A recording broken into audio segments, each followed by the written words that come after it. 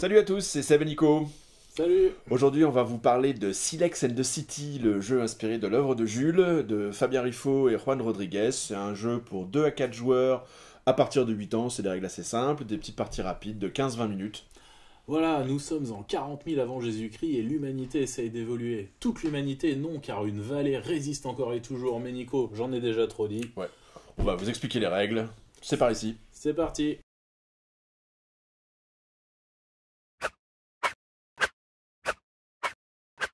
Bienvenue au village, voici une mise en place pour 3 joueurs du jeu Silex and the City. Joueur 1, joueur 2, joueur 3. Donc on a constitué le village avec toutes les cartes et le cœur du village avec les jetons ID. Jetons ID qui sont les Silex allumés et les jetons ID noirs qui sont les Dark Silex.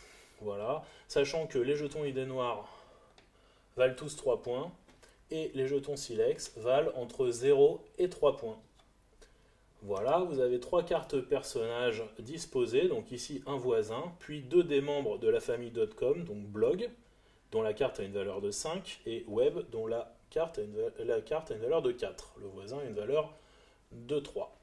Là, on a disposé les cartes pour plus de visibilité, mais les cartes se tiennent en main, évidemment, non visibles des autres joueurs. Donc ici, le premier joueur, c'est-à-dire, mettons celui-là, doit surenchérir sur l'une des 3 cartes disposées ici en mettant une valeur supérieure. Donc là, il ne peut pas puisqu'il a 1, 1, 1 et 2.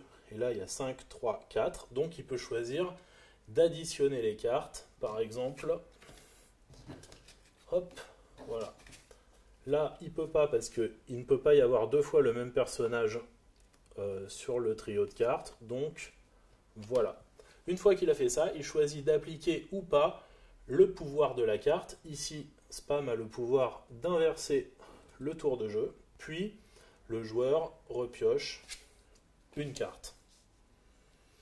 Il est à noter qu'un joueur qui a moins de 4 cartes en main peut prendre un jeton ID, qui a une valeur donc entre 0 et 3 à la fin, et piocher 2 cartes dans le jeu. Voilà, donc on continue ainsi de suite jusqu'à ce qu'un joueur n'ait pas d'autre choix que de poser une carte découverte.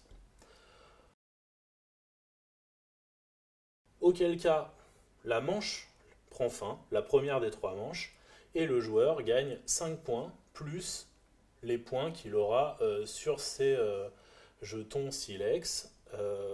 Les autres joueurs auront aussi des jetons Silex. Donc, à ce moment-là, le joueur peut soit défausser sa main dans les 2 piles les plus remplies des 3 cartes centrales, ou alors refaire sa main, puis, hop, mettons les mélanges, tac, tac, tac,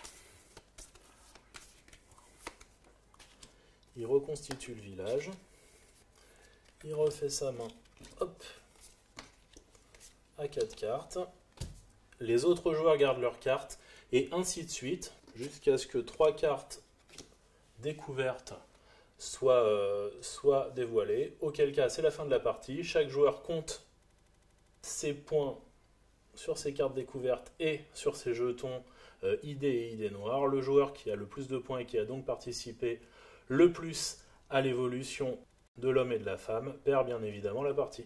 Voilà, c'était les règles de Silex and the City, donc pour 2 à 4 joueurs à partir de 8 ans, des petites parties rapides de 15-20 minutes.